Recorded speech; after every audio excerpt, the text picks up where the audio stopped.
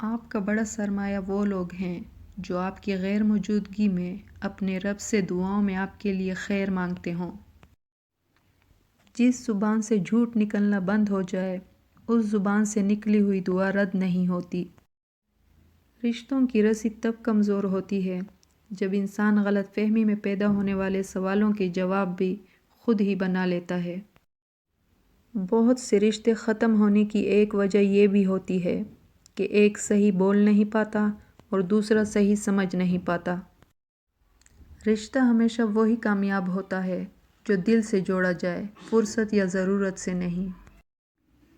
اللہ تمہیں زندگی کی ہر وہ خوشی دے جو تمہارے حق میں بہتر اور مستقل ہو، آمین۔ ہم لوگ نیک بننا نہیں بلکہ خود کو نیک دکھانا اور کہلوانا چاہتے ہیں، اور یہ منافقت کا سب سے اعلیٰ درجہ ہے۔ جب کوئی نہ سمجھ رہا ہو تو خاموش ہو جانا بہتر ہے، بحث باتوں کو بگاڑ دیتی ہے۔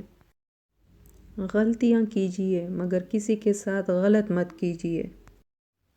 مفلسی بھی تہمت ہے بیٹیوں کے لیے، باپ غریب ہو تو رشتے نہیں آتے۔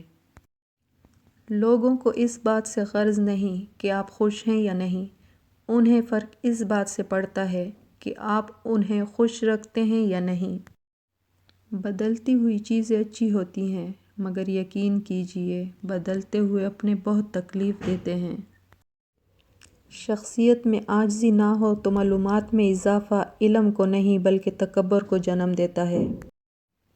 دنیا کی سب سے مہنگی چیز بھروسہ ہے جسے کمانے میں سالوں اور گنوانے میں صرف سیکنڈ کا وقت لگتا ہے۔